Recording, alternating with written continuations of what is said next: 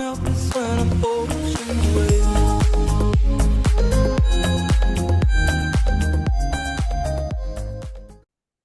Well, tonight on Nova Legends, I have Riverside High School football coach Ernie Porter. His Riverside Rams are 4-0.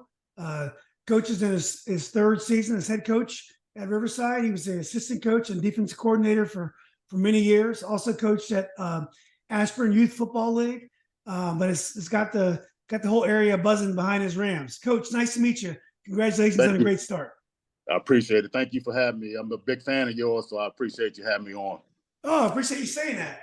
Yeah, I've watched a few of your podcasts. You had some people on that I know that I grew up with, Grant Hill, Rob Robinson, Joey Beard, and a couple of those other guys. So yeah, those guys can play a little bit. Yeah. yeah. Well, Coach, my family moved from Arlington to Lansdowne in August. It's something we did on a whim, and my daughter, made the cheerleading squad. She's a JV cheerleader at Riverside, and I didn't know anything about, not much about Lansdowne, not much about Riverside at all. One thing I heard when we moved in says, yeah, people would say the football team's not very good, but the lacrosse team is great. So everyone would tell me this, and I wouldn't even ask about it because I don't have any boys. It's not like I have a kid playing football, but everyone was saying this to me. So there seems to be a culture in this area where it's a lacrosse area. Has it been tough as the coach trying to change the culture of Riverside and make it a football school? Yes, I'll be honest. It's been very tough because, like you said, everyone. I mean, they love lacrosse. They, some of the other teams do very well, and the football team, we've been up and down. The first couple of years we didn't win, and then we started winning, and then it went back down. So it's like lacrosse has won 5 state championships, so everybody's buzzing off that. But it's been very tough trying to change the culture and try to get this football program going. But I'm excited about it. It's a challenge to me, so I just try to keep my head down every day, keep moving, and try to change the culture. Yeah, is it tough sharing a border with Stonebridge?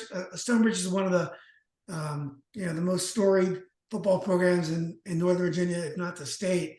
Is it tough when you share a geographic border with Stonebridge? It's very tough. Those guys, they do a phenomenal job over there at Stonebridge, but it's sad to see because we have some kids that should be at Riverside that live right in the backyard of Riverside, and those kids, decide to go to Stonebridge and other schools. So it's difficult. You see those kids every morning come out their house, but they're going to Stonebridge and they should be at Riverside. So that's kind of tough as a coach to swallow and see. So I'm trying to, going forward, I'm trying to change that and keep our kids, keep the kids that's around us, keep them there in Riverside. But it's been tough, So Mickey runs a well program, good program. So it's tough.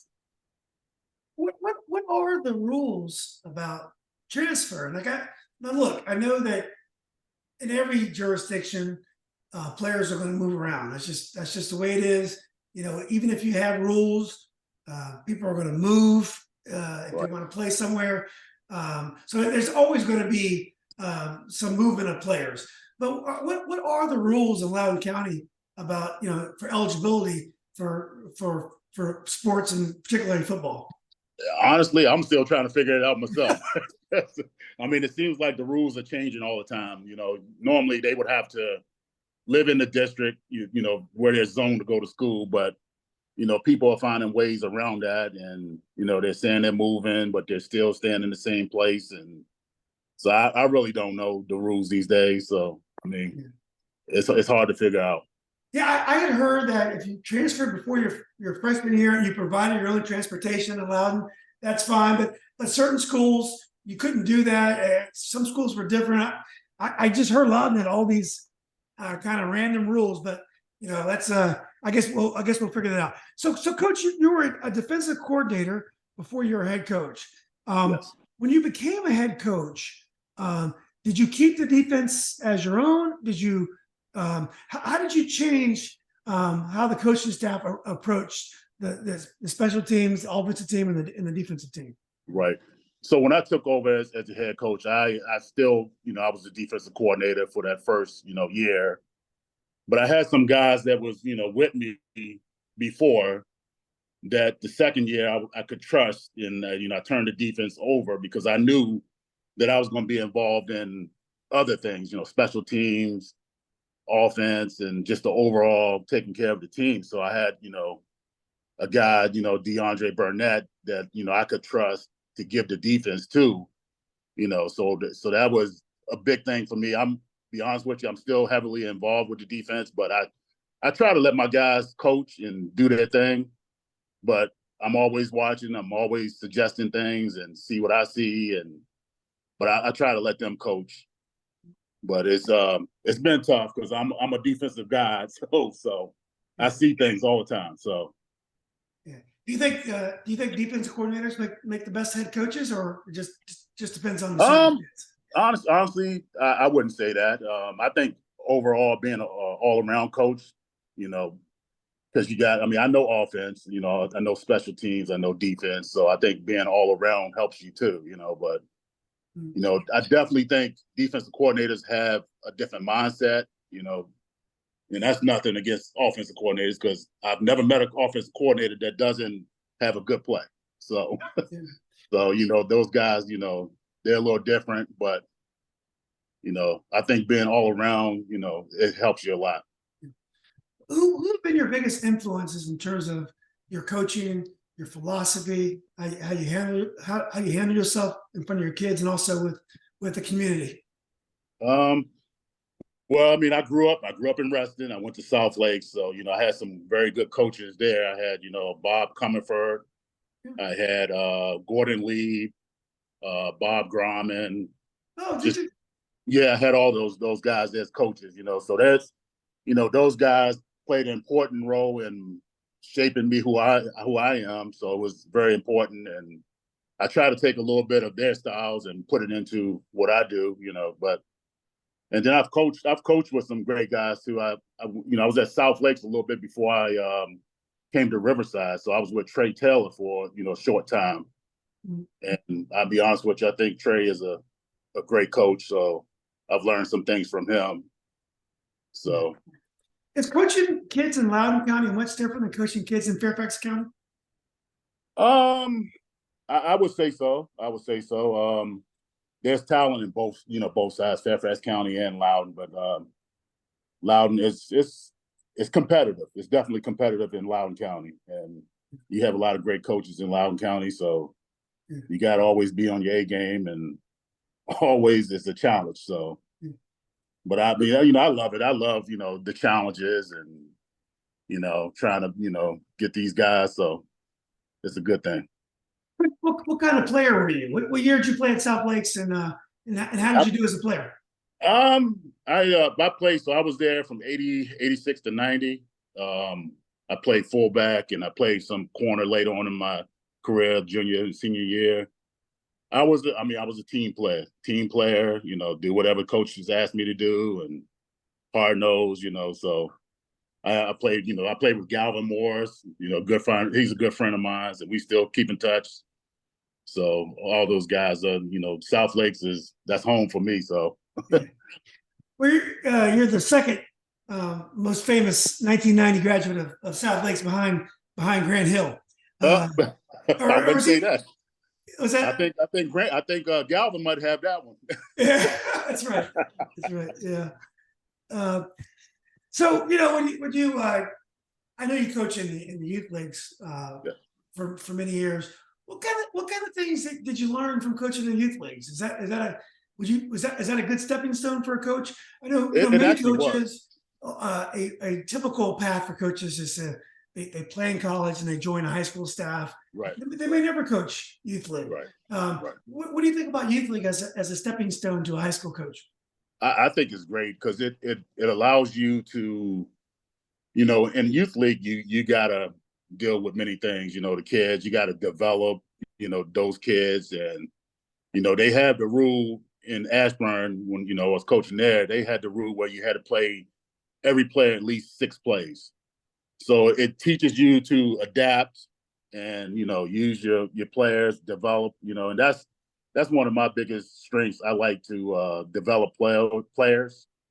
So that's one of my strengths. I like to develop players. Most coaches like to take kids that are already, developed and not have to do much with them. But I like to, take the kids that are not so good and develop them and get them along.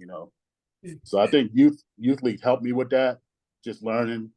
And be honest with you, it took me a while to start coaching because I have a son also. I have a son and a daughter. They're older, but my son, he was in Florida, so for me it was tough, because I've always wanted to coach my son. So I didn't coach for a long time. So what I was doing was I was refereeing youth league. So I refereed for like 6 to 7 years, but I remember, just being out there, and as a referee, I was coaching the kids anyway. You know what I mean? So I was like, I have so much to give back to these kids, so I want to, start coaching, and that's when I started coaching in the youth league. Yeah. So, in terms of Riverside, how would you describe the kids that you get? So when we moved here, we didn't know much about the community, but I live on Catchfly, and you go down the street. There are 4 Black families on this street. There are two on this side. It's a wonderfully diverse community, which I didn't even know. I didn't know Loudoun County had this kind of diversity. And this is the kind of diversity you grew up with even more. Yes. Reston was a planned community that's known for the diversity. How would you describe the kids that you get at Riverside as compared to the other kids in the county? Honestly, in the county, I think most of the kids are pretty much the same in Loudoun County. You know what I mean? I would be honest with you. Riverside is labeled as the rich, spoiled kids, and we get that. We get that all the time. We go to away games, and you got the fans chanting, "Daddy's money" and stuff like that. So our kids are well off, but we got some kids that are hard nosed. They work hard. They want to do their best too. So that label is kind of getting old. So especially now we're trying to teach the kids to work hard for everything that you get, because I grew up like that. Nothing was given to me, so I instilled that in them. You got to work hard. Nothing's coming easy, so you gotta work hard. So, well, let's talk about this season now. Last year Riverside was 2-8, and I'm not sure whether you were young last year. I'm not even sure what the expectations were this year, but this year. You've won 2 very close games. You won an overtime game. You had a comeback victory, which you won pretty easily in your last game, and then you won another game pretty easily as well. So you've definitely been tested. You're 4-0, but you wouldn't have to be 4-0. You had to work to be 4-0. right. Are you surprised where you are right now compared to what your expectations were? I have to be honest. We not much to the kids, but as a coaching staff, we kind of talked about the goal of being 4-0. You know what I mean? We thought we had a good shot of being 4-0, but of course you take it one game at a time. You take it one game at a time.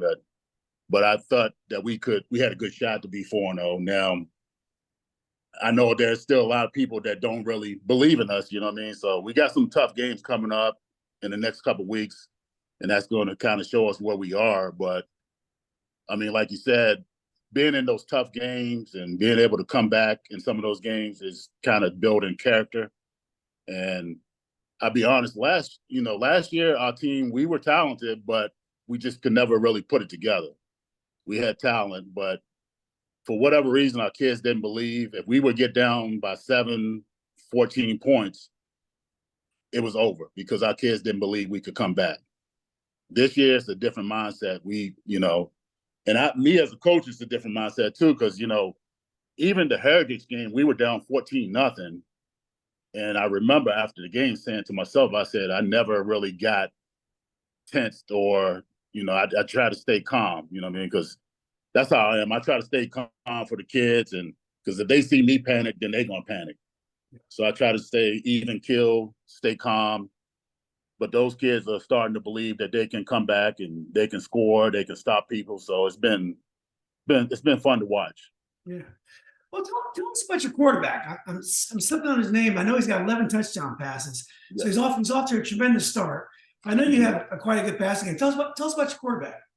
Yeah, Robert Evelyn. He's a junior, talented kid. He's plays baseball too. He didn't play last year, but he plays baseball, basketball. Yeah, he's phenomenal right now. He can throw, he can run. His confidence is starting to skyrocket right now.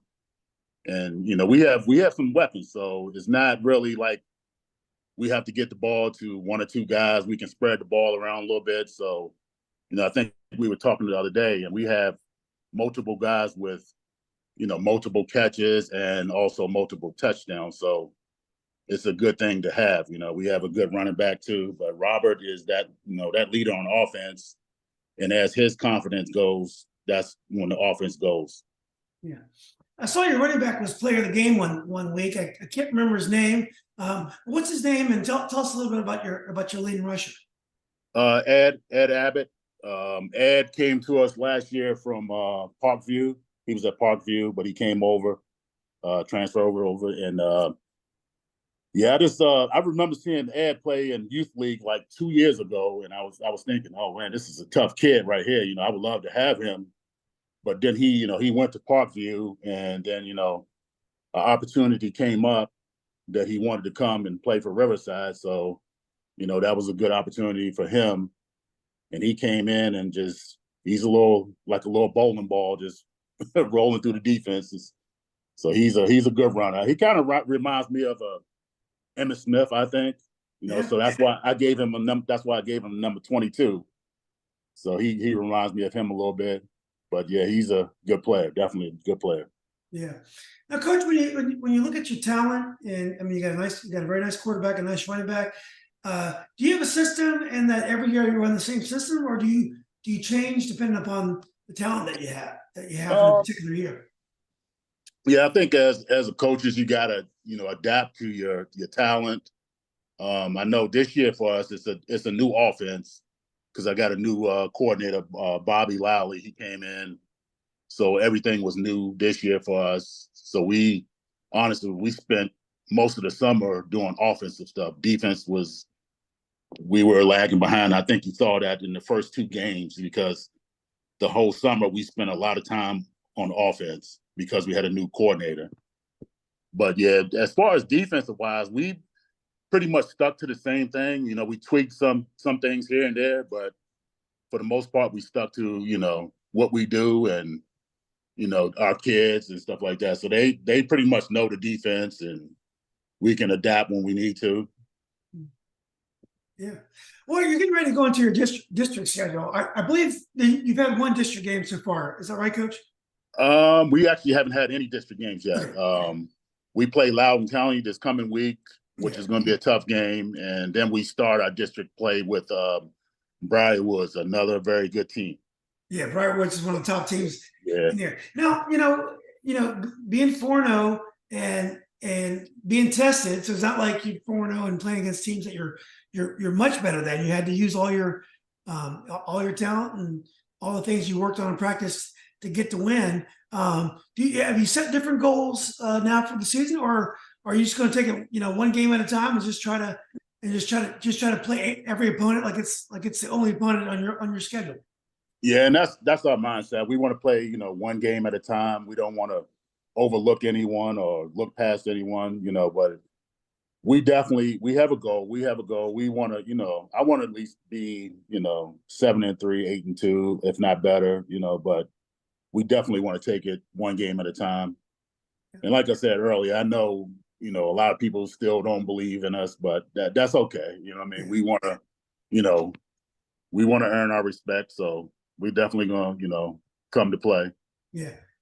So, Coach, Briarwoods and Stonebridge are both in your district. Is that correct, Coach? Yes. So yes. Now, Briarwoods, I believe, is like you guys they're undefeated as well, yes. right? Yes, so they are. Stonebridge has played one of the toughest schedules in the country. They played good council. They played top team from Montgomery County, private school. They played Madison State semifinalists in Class 6 last year. They played Martinsburg up in West Virginia. I mean, they've had an incredibly tough schedule. So they're 0-4. You know, That means nothing. it means nothing because they got a lot of talent. I've seen them play, and I know how talented they are. Do you think that maybe those losses could hurt their team's confidence, or do you think playing that great competition will make them ready when they get in the district schedule? Well, I mean, I'll be honest with you. I think it can play both ways. You know, you want to play those teams just to, and I think Mickey did that. He played those teams because it prepares them for later on down the road, you know, but at the same time, you got to wonder if, you know, playing those teams and losing and being 0-4, they're kids. So as kids, you know, it gets in your brain that, oh, we're 0-4, and, you know, their confidence might not be that high. But, you know, that being said, they're going to be the same Stonebridge team later on down the road, you know. Once they get into district play, you know, they're, you know, most likely win all their games or most of them. So they're going to be there. They're going to be there at the end. But yeah, they're playing some tough teams, some really good teams, and it's been tough for them so far. But I believe they'll be there at the end. When you look at your talent level, and you've done all you could do so far, do you put your talent level on the same scale as Briarwoods and Stonebridge? I wouldn't say we're there yet. I think we could be there. I still don't think we played our best game yet. You know what I mean? We played a quarter or 2 quarters of good football, but we haven't played 4 quarters of great football. So I just think we have a lot to work on, and we have room to get better. But if we're playing 4 quarters, then there's no telling what we can do, you know, so. Well, Coach, if the school got behind you yet, do you feel, obviously it's a lacrosse school and everyone talks about it, do you feel like you guys are making Riverside a football school? So far it's been exciting, you know, because I work in the building, you know, so it's been exciting going around, seeing the kids talking about it, seeing the teachers talk about it, administrative and stuff like that.